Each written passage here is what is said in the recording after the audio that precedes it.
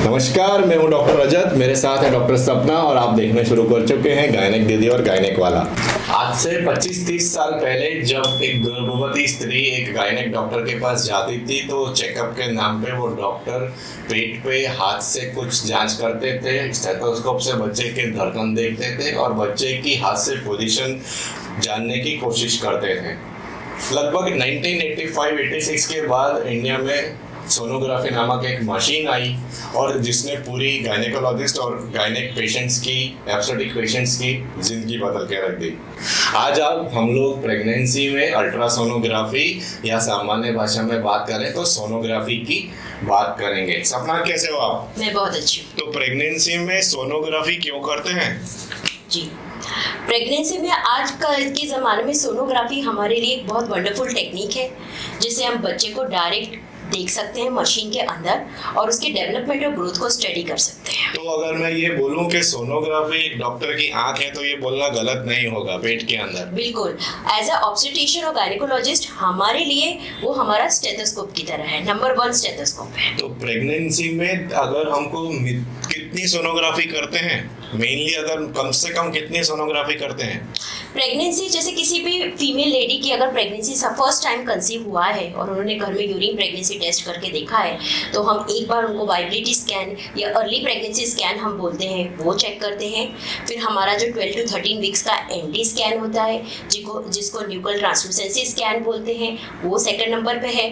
Third number पे हमारा 20 week scan आता है जो 18 to 22 वीक्स पे करते हैं, उसको एनोमली स्कैन बोलते हैं, जिसमें खास बच्चे की डेवलपमेंटल अनोमलीज को रूल आउट करने के लिए स्कैन करा जाता है। और लास्टली हमारा ग्रोथ स्कैन होता है और डॉपलर स्कैन के नाम से भी ये जाना जाता है जो तीसरी तिमाही में करा जाता है। तो फ्रेंड्स, आज की वीडियो में हम लोग एनोमली स्कैन या टारगेटेड स्कैन के बारे में बात करेंगे। TIFFA, TIFFA scan. सपना, क्या होता है ये टिफा स्कैन? जी, TIFFA scan targeted imaging for fetal anomalies, इस नाम से इसको जाना जाता है। इसके तरह तरह के नाम है, level 2 scan, anatomical scan, anomaly scan, mid pregnancy scan और 20 वीक स्कैन, अलग अलग नामों से ये जाना जाता है। और ये बहुत ही ज़्यादा इंपॉर्टेंट स्कैन है प्रेगनेंसी के समय।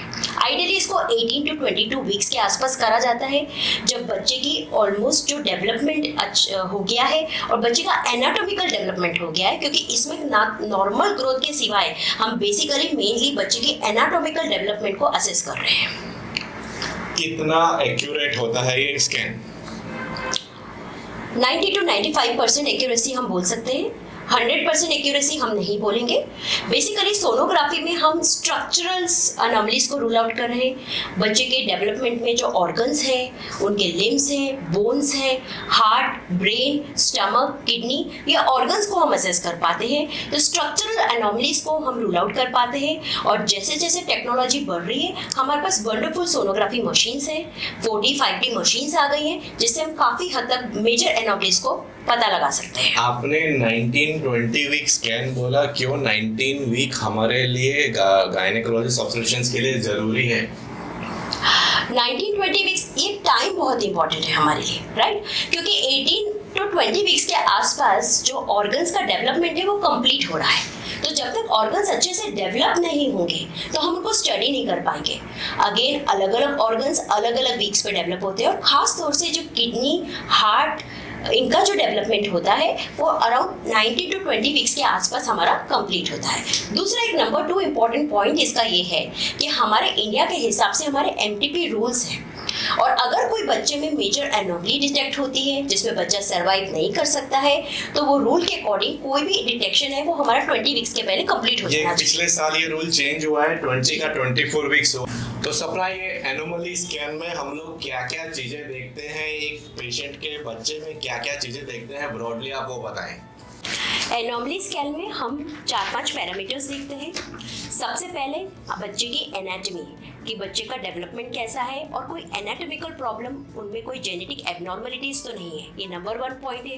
दूसरा फीटल बायोमेट्री होता है। फीटल बायोमेट्री का मतलब है कि जो हम मेजरमेंट्स लेते हैं हेड का, उनके लिम्स का लाइक उनके बोन्स का जो मेजरमेंट लेते हैं, तो अभी तक का जो उनका ग्रोथ है वो अप्रोप्रिएट है कि नहीं, उसको फीटल बायोमेट्री के नाम से जाना जाता है। तीसरा, हम बच्चे के आसपास जो एमनियोटिक फ्लूइड है, पानी का भाग है, उसको असेस करते हैं कि कहीं वो बहुत ज़्यादा कम तो नहीं है, जिसको हम ओलिगोहाइड्रोमिनास के नाम से जानते हैं। और कभी कभी पानी का भाग बहुत ज़्यादा होता है तो उसको हम पॉलीहाइड्रोमिनास से जानते हैं। बच्चे की प्लेसेंटा कहाँ डेवलप हो रही है, एंटीरियर है, पोस्टीरियर है, लो लाइंग है, और कई बार प्लेसेंटा प्रीविया होता है कि बच्चे की जो प्लेसेंटा होता है, मैली का भाग होता है, वो बच्चेदानी के मुंह के आसपास तो नहीं है। और लास्ट में एक सर्वाइकल असेसमेंट हमारे लिए बहुत इंपॉर्टेंट है। इसको सर्वाइकल लेंथ से हम चेक करते हैं। आइडियली इसको ट्रांसवेजाइनल स्कैन से चेक करा जाता है, और इससे कोई प्री टर्म डिलीवरी होने का खतरा है कि नहीं, ये मेनली हम इसमें देखने की कोशिश करते हैं। क्या हमको ये सोनोग्राफी में बच्चे का वजन पता चल सकता है, और अगर पता चल सकता है तो वो कितना एक्यूरेट रहता है? लेवल 2 स्कैन में जैसे हम फीटल बायोमेट्री मेजरमेंट कर रहे हैं, क्योंकि ये मशीन है जो हमको कैलकुलेट करके देती है। हम मेजरमेंट्स लेते हैं like head circumference, biparietal diameter, femur length, abdominal circumference. तो इससे हमको कैलकुलेटेड बच्चे का वजन पता पड़ता है, जो सोनोग्राफी में ±10% होता है। पर ये एक अप्रोक्सीमेट वैल्यू होती है, और इस समय लगभग बच्चे का जो वजन 22 वीक्स के आसपास है, वो लगभग लाइक 250 to 400 या 500 ग्राम्स के आसपास होता है। अब चूंकि हम इसको एनोमली स्कैन बोलते हैं, तो इसका मतलब है हम बच्चे में कोई एनोमली ढूंढने की कोशिश कर रहे हैं। अगर है तो कौन कौन सी एनोमलीज बहुत कॉमन है? एनोमलीज का मतलब है खोड़ का पड़। और उसके बाद वाला क्वेश्चन मैं आपसे ये पूछने वाला हूँ कि जब एनोमलीज निकलती है तो क्या हर एक एनोमली में हमको प्रेगनेंसी को टर्मिनेट अबॉर्ट करना पड़ता है? अब हम डिटेल में जानकारी लेते हैं कि भाई एनोमली स्कैन जैसे नाम से जाना जाता है, इसमें कौन कौन सी एनोमलीज ढूंढने की कोशिश कर रहे हैं। सबसे पहले जो सोनोग्राफी हम है, ट्रांस एब्डोमिनल जो महिला है उसको एक कंफर्टेबल पोजीशन में लेटा देते हैं। पेट के ऊपर भाग पे हम एक जेल लगाते हैं, क्योंकि सोनोग्राफी मशीन में जेल लगाने के बाद हमारा जो प्रोब होता है एब्डोमिनल प्रोब, उससे हम स्कैनिंग चालू करते हैं। स्कैन करने के लिए सबसे पहले एक जनरल हम फीटल सर्वे करते हैं।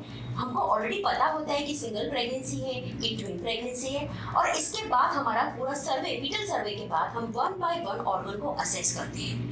सबसे पहले अगर हम बात करें तो हमारा जो ब्रेन होता है या हेड होता है, तो हेड का स्कल का बोन का डेवलपमेंट हुआ है कि नहीं। ब्रेन के अंदर हमारे कई सारे सोनोग्राफिक लैंडमार्क्स हैं कि ब्रेन के अंदर कोई वेंट्रिकुलोमेगैली लाइक पानी तो भरा हुआ नहीं है, वो कोई प्रॉब्लम है तो वो हम चेक करते हैं। इसके अलावा ब्रेन से रिलेटेड 2-3 एनोमलीज हैं, उनको रूल आउट करते हैं।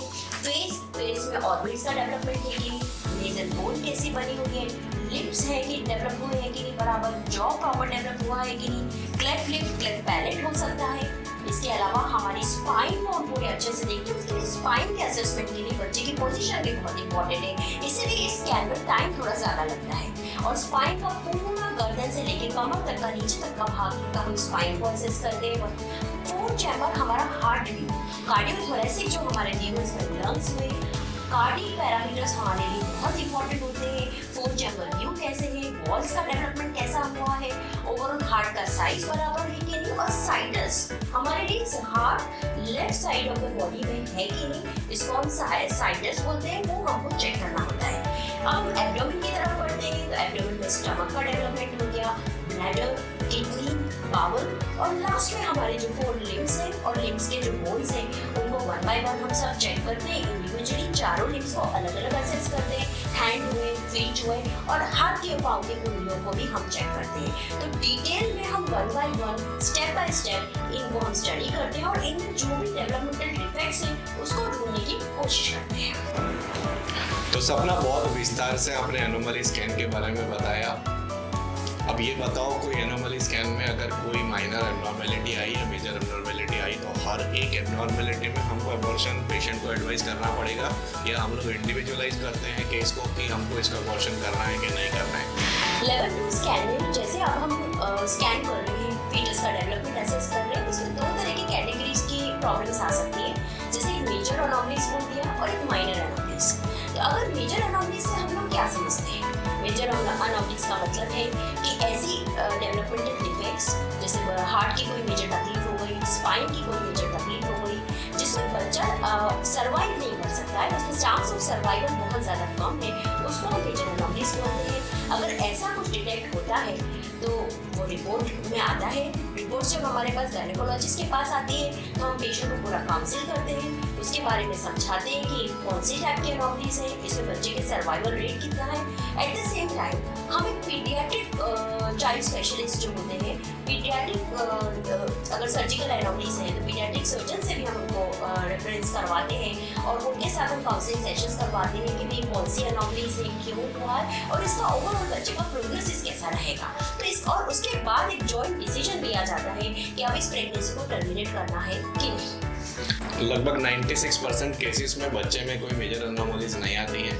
थोड़े बहुत परसेंटेज के पेशेंट्स में मेजर एनोमलीज आती है और वही पेशेंट्स में टर्मिनेशन एडवाइस करते हैं। माइनर एनोमलीज मतलब एक उंगली नहीं है, एक उंगली ज़्यादा है, सुपरडेक्टिली है, तो ऐसे पेशेंट्स में हम लोग टर्मिनेशन का एडवाइस नहीं करते। अच्छा, इसके अलावा एक इवॉल्विंग एनोमलीज करके एक चीज़ होती है। 18-20 वीक स्कैन पे हमारे पेशेंट्स की सोनोग्राफी में कोई भी प्रॉब्लम नहीं आती, लेकिन कभी कभी 24-25 वीक्स पे कुछ प्रॉब्लम्स आती हैं। सेक्रोकॉक्सिजल टेराटोमा एक ऐसी एनोमली है जो इवॉल्विंग एनोमली होती है। सपना, इवॉल्विंग एनोमली के बारे में आप कुछ बताएं। इवॉल्विंग एनोमली का मतलब होता है कि अभी जब हम स्कैन कर रहे हैं 18 to 20 वीक्स के आसपास जब हम स्कैन कर रहे हैं तब वो एनोमली हमको नहीं दिखती है, लेकिन जैसे जैसे बच्चे का फीटस का डेवलपमेंट होगा तो बाद में हमको इवॉल्व होती है। मे बी 24 वीक्स, 28 वीक्स या 32 वीक्स या कभी कभी थर्ड ट्राइमेस्टर में भी हमको उसका पता पड़ता है। इसको हम इवॉल्विंग एनोमलीज बोलते हैं और ये हमको इस समय हम उसको डायग्नोज नहीं कर पाते हैं। तो दोस्तों, अभी तक हमने सोनोग्राफी के बारे में थोड़ी डिटेल्स बात की। अब हम लोग प्रेगनेंसी में सोनोग्राफी से एसोसिएटेड लोगों के दिमाग में मिथ्स के बारे में बात करेंगे और उसको क्लियर करने की कोशिश करेंगे। शॉर्ट क्वेश्चंस होंगे और शॉर्ट आंसर होंगे। सपना, ये बताओ, प्रेगनेंसी में सोनोग्राफी बहुत जरूरी है? यस, बहुत जरूरी है। क्यों जरूरी है और कितनी जरूरी है? कोई पेशेंट आके बोलता है हमको नहीं करवानी। सोनोग्राफी कंपलसरी करानी चाहिए क्योंकि बच्चे में कोई डेवलपमेंटल डिफेक्ट है तो उसको टाइमली अर्ली डायग्नोसिस उसका करना जरूरी है। ये बताओ कि सोनोग्राफी हर विजिट पे जरूरी है? नहीं, हर विजिट पे जरूरी नहीं है, लेकिन एंटी स्कैन, एनोमली स्कैन और ग्रोथ स्कैन। बहुत बार ऐसा होता है कि हम लोग सोनोग्राफी नहीं करते तो पेशेंट के दिमाग में ऐसा होता है कि हमने एग्जामिनेशन नहीं किया, इसलिए पेशेंट की मेंटल सेटिस्फेक्शन के लिए सोनोग्राफी करनी जरूरी होती है, लेकिन असल में हर विजिट पे सोनोग्राफी जरूरी नहीं होती। अच्छा, बहुत सारे ओल्डर जो लोग होते हैं, पेशेंट के माँ बाप या सास ससुर, तो उनके दिमाग में ऐसा होता है कि सोनोग्राफी से बच्चे को डैमेज होता है, कुछ रेडिएशन होता है। इस तथ्य में कितना सच्चाई है? इसमें कोई सच्चाई नहीं। तो अभी तक हमने सोनोग्राफी की डिटेल के बारे में बात किया था, क्या क्या प्रॉब्लम्स हमको पता चल सकती है। सोनोग्राफी से रिलेटेड बहुत सारी अवधारणाएं और मिथ्स हैं लोगों के दिमाग में, हम उनको जानने की कोशिश करते हैं। सपना, प्रेगनेंसी में सोनोग्राफी बहुत ज़्यादा ज़रूरी है। प्रेगनेंसी में सोनोग्राफी एकदम कंपलसरी है क्योंकि हमको डेवलपमेंटल डिफेक्ट्स को असेस करना है। हर विजिट पे सोनोग्राफी करना जरूरी है? हर विजिट पे जरूरी नहीं है, लेकिन हमारी जो 3 मेजर सोनोग्राफी है, एंटी स्कैन, लेवल 2 स्कैन और डॉपलर स्कैन। सोनोग्राफी से बच्चे को डैमेज हो सकता है, रेडिएशन हो सकता है। ये जो पॉइंट है टोटली रॉन्ग है क्योंकि इसमें हम अलारा प्रिंसिपल को यूज करते हैं, जिसका मतलब है एज लो एज पॉसिबल, और इसमें बच्चे को कोई प्रॉब्लम नहीं होती। एक एनोमली स्कैन में हमको ज्यादा टाइम लगता है, डिटेल में हमको देखना होता है, बाकी सारी सोनोग्राफी बहुत कम समय लेती है। बार बार सोनोग्राफी करने से बच्चे को नुकसान हो सकता है? बच्चे को किसी भी प्रकार का नुकसान नहीं है सोनोग्राफी से। सोनोग्राफी से हमको बच्चे का एकदम एक्यूरेट वजन पता चल सकता है, एक्यूरेट डेट ऑफ डिलीवरी पता चल सकती है। सोनोग्राफी से जो वजन होता है वो हमेशा ±10% होता है, क्योंकि एक सब्जेक्टिव या बायोमेट्रिक के हिसाब से उसका मेजर करते हैं। 10% कम या 10% ज़्यादा वो रिपोर्ट्स में भी होता है। और जो एक्सपेक्टेड डेट ऑफ डिलीवरी है, इसमें हम दोनों चीज़ लेके चलते हैं। एक पीरियड की तारीख से, लास्ट मेंस्ट्रुअल पीरियड की तारीख से उनकी जो डेट आ रही है, plus first trimester sonography anti scan से जो CRL की पैरामीटर्स होते हैं उससे जो डेट आ रही है वो भी हम करेक्टेड ADL के फॉर्म में रखते हैं। जो हम लोग नीचे से सोनोग्राफी TVS करते हैं वो रिस्की है? बिल्कुल भी नहीं, वो टोटली नॉन रिस्की है। हमारी जो सर्वाइकल लेंथ असेसमेंट है, यूट्राइन आर्टरी PI है, या कई बार फीटल एनोमलीज जो हमको ऊपर से क्लैरिटी नहीं मिल रही है, फीटल ब्रेन की जो न्यूरोसोनोग्राफीज होती है, कई बार कई डॉक्टर्स उसको TVS की तरह करने की कोशिश करते हैं। सोनोग्राफी की रिपोर्ट हमको बहुत दिन के बाद मिलती है? सोनोग्राफी की report then and there within half an hour to 1 hour मिलती है। सोनोग्राफी से एबॉर्शन, मिसकैरेज हो जाता है? बिल्कुल भी नहीं, ये पॉइंट टोटली रॉन्ग है। सोनोग्राफी का अबॉर्शन से कोई लेना देना नहीं है। 3D सोनोग्राफी से हमको बच्चे की पिक्चर पता चल जाती है? 3D सोनोग्राफी से हम लोग बहुत अच्छे से बच्चे के एक एक चीज़ देख सकते हैं, but 2D sonography is good enough, उससे हम सब कुछ उसका असेस कर सकते हैं। सोनोग्राफी से बच्चे की सारी हमको एनोमलीज पता चल जाती है? नहीं, सोनोग्राफी से बहुत सारी इवॉल्विंग एनोमलीज है जो लेट डेवलप होती हैं, कई बार वो पिकअप नहीं हो पाती हैं, इसलिए हर चीज़ 100% नहीं पता पड़ती है। और आखिरी कंट्रोवर्शियल क्वेश्चन पूछूंगा, सारे डॉक्टर जो सोनोग्राफी करते हैं वो बच्चे का लिंग देखते हैं, सेक्स डिटर्मिनेशन करते हैं? बिल्कुल भी नहीं, कोई भी नहीं करता। कोई भी नहीं करता है, और ये हमारे PNDT रूल्स के खिलाफ है। एज ए डॉक्टर मैं आपको ये बोलना चाहूँगा कि सोनोग्राफी में लिंग देखने की तो जरूरत ही नहीं पड़ती है। बहुत सारी चीज़ें हैं, प्रेगनेंसी का ग्रोथ कैसा है, हम प्रेगनेंसी में आने वाले कॉम्प्लिकेशंस को एंटीसिपेट करने की कोशिश करते हैं, और प्रेगनेंसी में कॉम्प्लिकेशंस अगर होने वाले हैं तो उसका जो प्रेगनेंसी के ऊपर इम्पैक्ट है उसको कम करने की कोशिश करते हैं।